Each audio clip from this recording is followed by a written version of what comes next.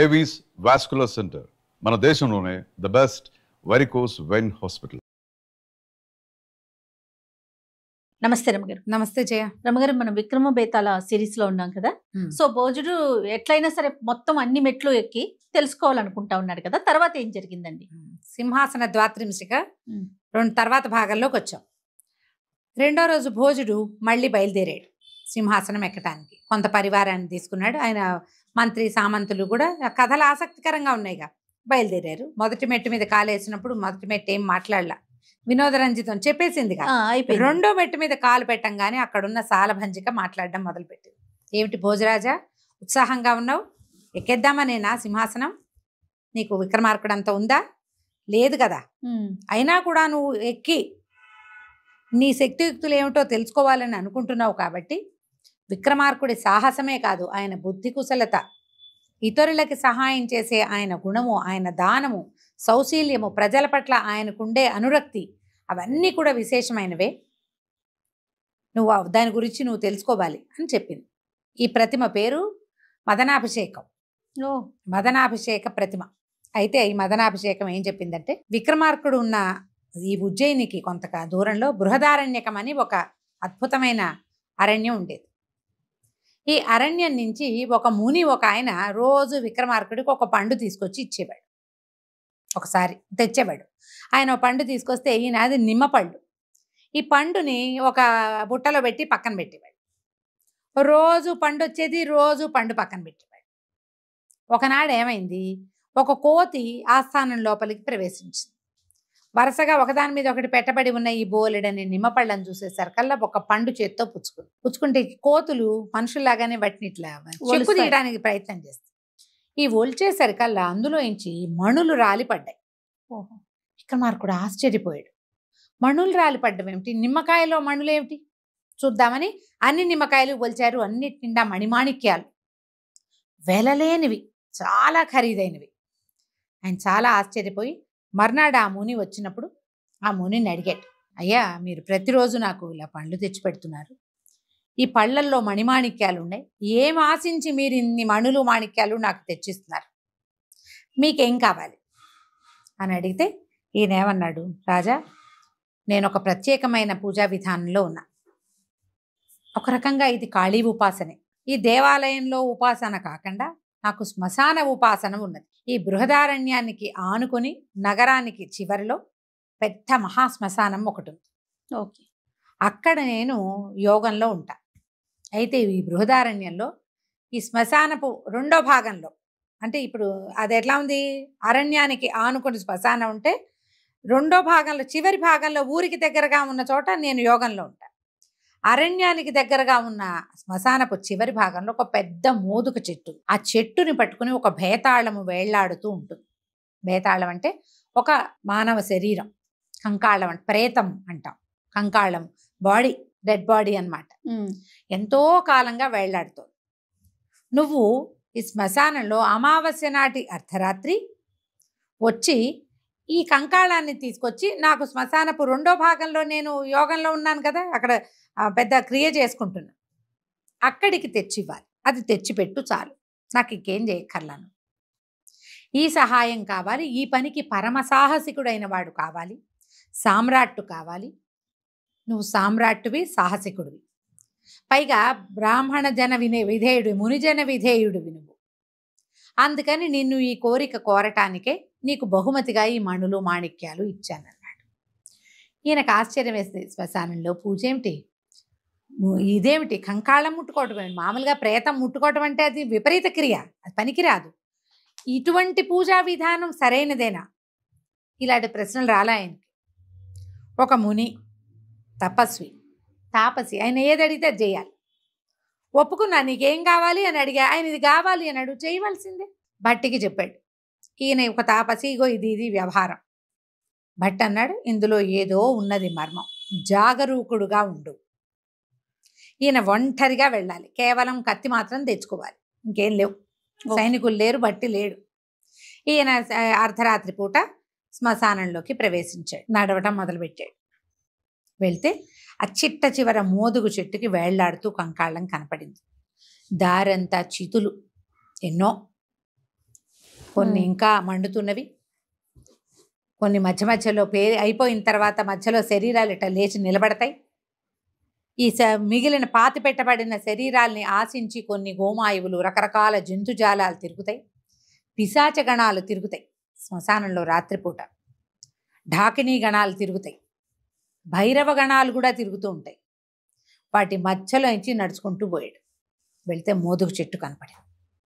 చెట్టు ఎక్కాడు. ఆ కంకాళాన్ని ఎత్తి భుజం మీద వేసుకున్నాడు. పక్క పక్క పక్క పక్క పక్క నవ్వటం మొదలుపెట్టింది. కంకాళం అంటే మృతదేహం కదా, అంటే అందులో ఏదో ఉన్నది శక్తి. ఈయన నిశ్శబ్దంగా ఉన్నాడు. శ్మశానానికి వెళ్ళేటప్పుడే యోగి ఏం చెప్పాడు, ఈయనకి మాట్లాడకూడదు, నువ్వు నిశ్శబ్దంగా ఉండాలి. సరే కామ్గా ఉన్నాడు. వేసుకోగానే అప్పుడు ఈ భయతాళం మాట్లాడడం మొదలుపెట్టింది. ఓ రాజా, పరమసాహసికుడివి నువ్వు. ఇక్కడి నుంచి అక్కడ దాకా నన్ను మోసుకుంటూ నడవాలి కదా నువ్వు. ఎంత కష్టం. అయితే నీకు మార్గాయాసం తెలియకుండా ఒక కథ చెప్తా. ఈ కథలో చివరిగా ఒక ప్రశ్న వేయబడుతుంది. సమాధానం తెలిసి చెప్పకపోతే నీ తల 1000 వక్కలవుతుంది అని చెప్పాడు. ఇప్పుడు ఈయన మాట్లాడకూడదు. లెక్క ప్రకారం మాట్లాడితే పని పాడైపోతుంది. అవును. మాట్లాడకపోతే చెయ్యి తలకాయ పగిలిపోతుంది అంటాడు ఈ భయతాళుడు. సరే ఈయనేమనలా. నీకు మార్గాయాసం తెలియకుండా కథ చెప్తానని మొదలుపెట్టాడు. 24 కథలు చెప్పాడు. అబ్బా, ఓకే. ప్రతి కథ చెప్పటం, అందులో ఉన్న ధర్మ సూక్ష్మం ఏమిటి అని ప్రశ్నించటం. ప్రశ్నించంగానే ఈయనకు తెలుసు ఆన్సర్. ఈయన చెప్పేయటం. సమాధానం చెప్పంగానే నువ్వు మౌనభంగం చేసావుగా అని భేతాళుడు ఏగిరి మళ్ళీ చెట్టు అంటుకోవటం. ఈయన మళ్ళీ వెనక్కి నడవటం, మళ్ళా చెట్టు ఎక్కటం, మళ్ళా భుజాన్ని వేసుకోవటం, మళ్ళీ నడవటం. మళ్ళా భేతాళుడు నీకు మార్గాయాసంగా ఉంది, నేను కథ చెప్తాను, నువ్వు నన్ను మొయ్యలేవు, కథలు వింటుంటే కబుర్లు చెప్పుకుంటుంటే నడక బాగుంటుంది అని ఇంకో కథ చెప్తాడు. ఈ కథకి కూడా విక్రమార్కుడి దగ్గర సమాధానం ఉంది. ఇలాగా 23 కథలకి సమాధానాలు చెప్పేశాడు విక్రమార్కుడు. 24వ కథ మనం చెప్పుకుందాం. ఈ 23 కథలు, ఈ కథల్లో కొన్ని కథలు మనం ఇంతకుముందు చెప్పుకున్నాం, కొన్ని కథలు చెప్పలేదు. వీలు వెంబడి ఎప్పుడైనా చెప్పుకుందాం. ఈ మదనాభిషేక ప్రతిమ ఈ కథలన్నీ చెప్పింది భోజుడికి. జనమంతా వింటున్నారు. విక్రమార్కుడు ఎంత తెలివిగా సమాధానాలు చెప్పాడో కూడా తెలుసుకుంటున్నారు జనం. అయితే 24వ కథ ఏమిటంటే, పూర్వం ఒక రాజుగారు, దేశాటన అవన్నీ ఆసక్తి. ఆయన చిన్నప్పుడు ముందంతా ఒకడే వెళ్ళేవాడు. తర్వాత వివాహం అయ్యాక భార్యతో దేశాటన చేసేవాడు. కూతురు పుట్టాక కూతురుతో సహా దేశాటన చేసేవాడు. భార్య, భర్త, కూతురు ముగ్గురు దేశాటనకి బయలుదేరారు. అయితే మధ్యలో రాజుగారికి ఏదో ప్రమాదం వాటిల్లి ఆయన మరణించాడు. రాణి, యువరాణి ఇద్దరు వెనక్కి తిరిగి వెళ్ళడం వాళ్ళ వల్ల గాల. సరే వాళ్ళు ఏం చేశారు, ఇక ఏ అడవుల్లో వెంబడో ఇక తిరుగుతూ ఉండిపోయారు. అడవుల్లోనే ఉన్నారు. ఈ తల్లి కూతురు ఉన్న అడవిలోకి ఒక రాజుగారు, ఆయన కుమారుడు వేటాడడానికి వచ్చారు. రాజుగారికి భార్య లేదు, భార్య గతించింది. కుమారుడు పెద్దవాడే, వివాహయోగ్యమైన వయసు ఉన్నవాడు. రాజుగారికి పెళ్లి సంబంధాలు వస్తున్నాయి, కుమారుడికి పెళ్లి సంబంధాలు వస్తున్నాయి. ఇద్దరు అడవిలోకి వెళ్ళారు. వెళ్తే ఏమైంది, ఒక పెద్ద చెరువు ఉంది అక్కడ, మంచి పద్మ సరోవరం, దాని నిండా తామరలు ఉన్నాయి, ఎన్నో కొంగలు, బాతులు అవి ఇవి చాలా కనపడుతున్నాయి, చేపలు కనపడుతున్నాయి, తాబేళ్లు కనపడుతున్నాయి. మొత్తం అంతా చాలా మనోభిరామంగా ఉంది చెరువు. ఆ చెరువు వెంట ఈ మన ఒడ్డు దగ్గర వాళ్ళకి 2 మనుషులు నడిచిన గుర్తులు కనపడ్డాయి. బాగా పరిశీలిస్తే ఎవరో 2 మనుషులు మనకంటే ముందు వచ్చారు. సరే పరిశీలించిన తర్వాత రాజు కొడుకు ఇద్దరు బాగా అబ్జర్వ్ చేసి, ఇవి స్త్రీల పాదాలు, పద్మిని జాతి స్త్రీలు వీళ్ళిద్దరు, అంటే సౌందర్యవతులైన వాళ్ళు. అయితే బాగా చూసి పద్మిని జాతి స్త్రీలు ఎలా ఉంటారు, ఎక్కడుంటారు, అలాంటి వాళ్ళని వివాహం చేసుకుంటే జీవితం ఎంత బాగుంటుంది, వాళ్ళకి పుట్టే సంతానం ఎంత పరమాద్భుతమైంది వస్తుంది, ఇవన్నీ మాట్లాడుకున్నారు. ఉత్తమ సాముద్రిక లక్షణాలు ఉన్న కన్యల్ని గనక వివాహం చేసుకుంటే సంతానం బాగుంటుంది. అప్పుడు రాజు అన్నాడు, ఎవరినో ఎందుకు చేసుకోవాలి, ఈ అడవిలో 2 స్త్రీలు ఉన్నారు, ఒంటరిగా ఉన్నారు, వీళ్ళనే వివాహం చేసుకున్నా. పెద్ద పాదాల జంట ఒకటి, చిన్న పాదాల జంట ఒకటి కనపడుతోంది. పెద్ద పాదాల జంటని ఉన్న అమ్మాయినేమో, పెద్ద పాదాలు ఉన్న అమ్మాయిని తండ్రి, చిన్న పాదాలు ఉన్న అమ్మాయిని కొడుకు పెళ్లి చేసుకుందాం అనుకున్నారు. బాగుంది. ఆలోచించుకున్నారు. ఆ కాలంలో పెళ్లిళ్ళు రాజులు ఇట్టాగే చేసుకునేవాళ్ళు. బోళ్ళు కథలు చెప్పుకున్నాం కాదు మనం. సరే ఇద్దరు కలిసి ఈ అమ్మాయిలని వెతకడానికి వెళ్ళారు. వెళ్ళేసరికల్లా వీళ్ళకి ప్రౌఢ వయస్సు అయిన ఒక ఆవిడ, ఒక ప్రౌఢ, ఒక యువతి, అంటే ఒక 16 ఏళ్ల బాలాకుమారి ఒక అమ్మాయి, ఒక 34-36 సంవత్సరాలు ఉండ ఒక పెద్ద ఆవిడ మాట్లాడారు. పాదాలు చూశారు. పెద్ద పాదాలున్న అమ్మాయిని నేను వివాహం చేసుకుంటాను, చిన్న పాదాలున్న అమ్మాయిని కొడుకు వివాహం చేసుకుంటాడని ప్రకటించారు. వీళ్ళు ముందే ప్రతిజ్ఞ చేసుకున్నారు కదా, ప్రతిజ్ఞ ప్రకారం వివాహం చేసుకున్నారు. తీరా ఇక్కడికి వచ్చాక ఏమైంది? చిన్న పాదాలున్న ఆవిడ తల్లి, పెద్ద పాదాలున్న ఆవిడ కూతురు. ఇప్పుడు తల్లి కూతుళ్లలో కూతుర్ని తండ్రి, తల్లిని కుమారుడు వివాహం చేసుకున్నారు. ఇది చెప్పాడు భేతాళుడు కథ. వివాహం చేసుకున్నాక వాళ్ళు ఏం చేశారు? గాంధర్వ విధిని వివాహం చేసుకున్నారు, తమ రాజ్యానికి తీసుకుపోయారు. చాలా కాలం రాజ్యం చేశారు. వాళ్ళకి పిల్లలు పుట్టారు, వీళ్ళకి పిల్లలు పుట్టారు. ఇప్పుడు ఈ పిల్లలు ఒకళ్ళకొకళ్ళు ఏమవుతారు, వీళ్ళ వావి వరసలు ఏమిటి అని ప్రశ్నించాడు భేతాళుడు. అసలు వావి వరస ఏది ఈ పెళ్లిలో? ఎట్లా? కుమార్తెకి పుట్టిన వాళ్ళేమో మనవలు అవ్వాలి తల్లికి, కానీ ఇక్కడ కుమారుడికి పిల్లలు ఇంకో రకం. తండ్రికి పుట్టిన వాళ్ళు తమ్ముళ్ళు అవ్వాలి అబ్బాయికి. ఆలోచిస్తే ఎంత గజిబిజిగా ఉంది. దీనికి సమాధానం ఏం చెప్తాం? రాజుగారు మాట్లాడల, కిమినాస్తి. విక్రమార్కుడు సమాధానం చెప్పల, సమాధానమే లేదు, నిశ్శబ్దంగా ఉండిపోయాడు. భేతాళుడిని భుజం మీద వేసుకుని నడుస్తున్నాడు. ఎప్పుడైతే రాజు నిశ్శబ్దంగా ఉన్నాడో ఈయన భుజం మీద ఉన్న భేతాళుడు పెద్ద శబ్దంతో ఇట్లా లేచి నిలబడ్డట్టుగా అయ్యాడు. ఆ శవంలోంచి, ఆ డెడ్ బాడీలోంచి మహాద్భుత స్వరూపుడుగా కనపడుతున్నటువంటి ఒక బ్రాహ్మణ యువకుడు బయటకు వచ్చాడు. రాజు ఆశ్చర్యపోయాడు. ఎవరు నువ్వు, ఏమిటి ఈ వింత అని అడిగేసరికల్లా, ఈ భేతాళ స్వరూపంలో ఉన్నది నేనే ప్రభు. నేను ఒక పొరపాటు చేసి నాకు ఈ స్వరూపం వచ్చింది.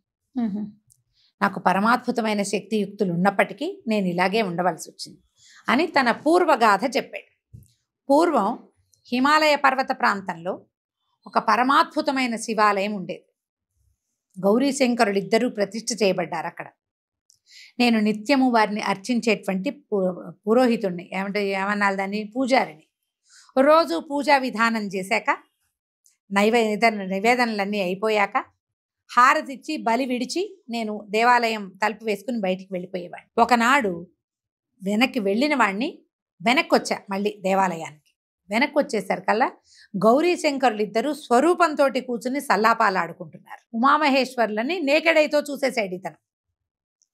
మాటలు వినపడుతున్నాయి, పరమేశ్వరుడి మాటలు, అమ్మవారి మాటలు. ఆ వెలుతురికి తట్టుకోలేక కళ్ళు మూసుకుని వెనుదిరక్కండా ఆ పక్కనే నిలబడి వాళ్ళ కబుర్లన్నీ విన్నాను నేను. వీళ్ళిద్దరు ఏం మాట్లాడుకుంటున్నారు? ఇద్దరు ముందు కులాసాగా ముచ్చట్లాడుకున్నారు. భార్యాభర్త మాట్లాడుకోగలిగే కులాసా కబుర్లు అయిన తర్వాత, ప్రభు 7 లోకాలు చూసొస్తున్నారు కదా రోజు, 7 లోకాల్లో జరిగిన విషయాలు కొన్ని చెప్పండి అని అమ్మవారు గౌరీదేవి అడిగితే పరమేశ్వరుడు 24 కథలు చెప్పాడు. నీవు విన్న 24 కథలు అవే. ఆ 24 కథలు విన్న తర్వాత, చెప్పిన తర్వాత వాళ్ళిద్దరూ మాయమైపోయారు. నేను ఇంటికి వచ్చేసాను.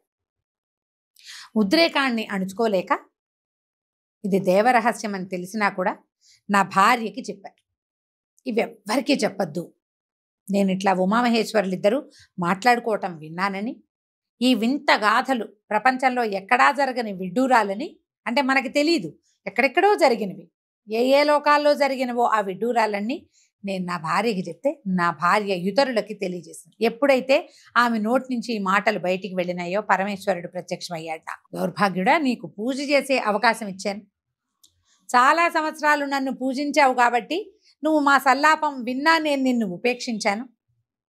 ఇతరులకి, ప్రజలకి తెలియకూడని విషయాలని నువ్వు విన్నా నేను ఉపేక్షించింది ఎందుకు? ఇన్నేళ్ళు నన్ను సేవించావని నువ్వు నీ భార్యకి చెప్పావు, నీ భార్య ప్రపంచానికి తెలియజేసేసింది. ఇంత పని చేసావు, మా సల్లాపాన్ని బయటికి చెప్పావు కాబట్టి నువ్వు భేతాళాన్ని వైపోవు అని నన్ను శపించాడు పరమేశ్వరుడు. పరిపరి విధాలుగా ప్రార్థించి పాదాలు పట్టుకున్నాను.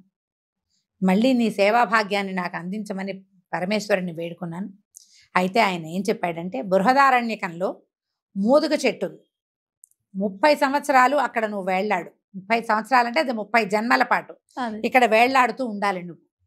అయితే ఒక రాజు ఈ 24 కథలు విని దీనికి సమాధానం చెప్పగలుగుతాడు.